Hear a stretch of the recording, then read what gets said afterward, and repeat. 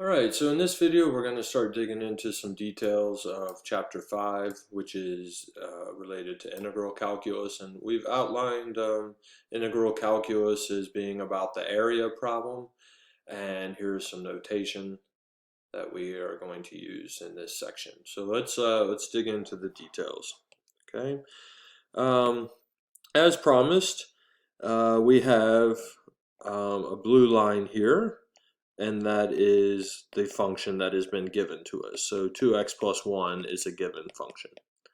Okay, and our job in this problem is to find the area under this function. Okay, and we can see that we're on a certain region of the x-axis, right? And that values of x that we're going to use are between 0 and 4.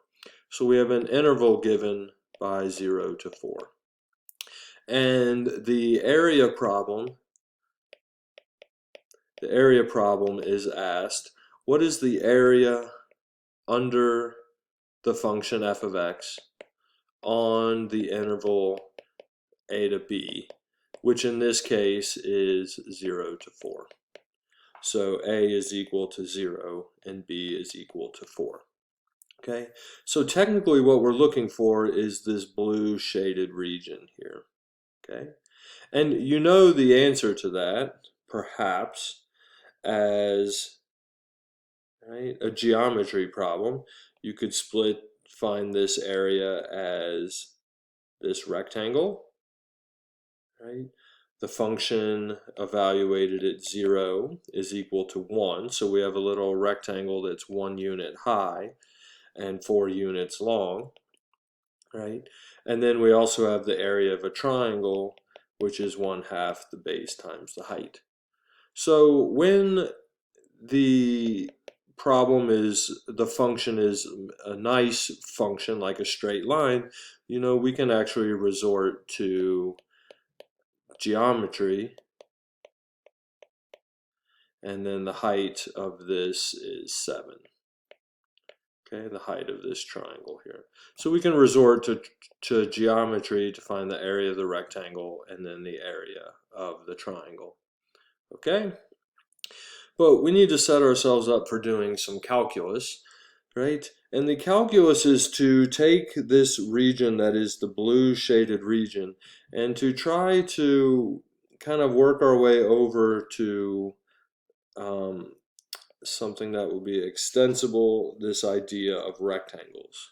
Okay, and what we're seeing in this problem is that if we break this problem up into two rectangles, okay, where we're looking at the function evaluated at 2 and the function evaluated at 4, this point here is the function evaluated at 2, which is equal to 5, right?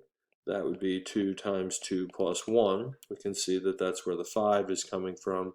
And then we have here the function evaluated at 4, which is equal to 9. Okay? So maybe, actually this should be an 8 here. Okay. So we have function evaluated at 4 is equal to 9. And therefore, according to our basic geometry, that the area of this rectangle is the base, which is 2, times the height, which is 5, right? And that gives us an area of 10, which is what we're seeing here in this number.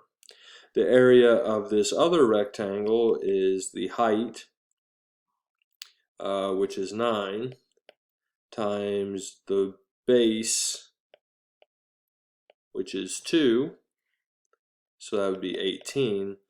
And so we would have the area being approximately equal to the area of these two rectangles added to each other, which would be 10 plus 18, which is 28. Okay. So we know that the exact area is actually 4 plus 16, which is equal to 20. This is the exact area, according to geometry, a rectangle plus a triangle. But when we go to rectangles, right, we can see that because of this area right here, there is, when you add up the area of rectangles, the answer could possibly be too big as it is in this case, right? So what we're going to try to do here is extend this idea of rectangles and try to get a better answer, okay?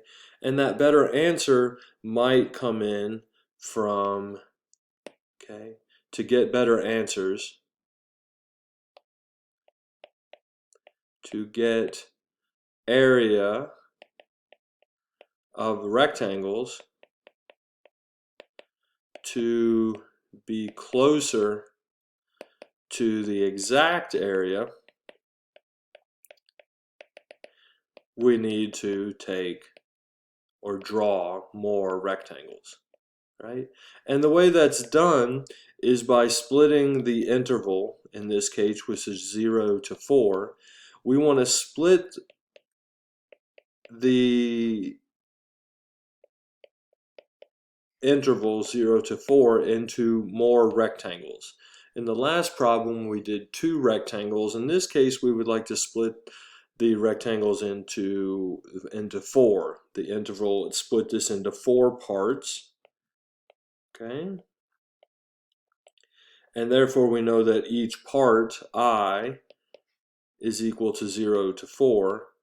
So if we take the width of the rectangles,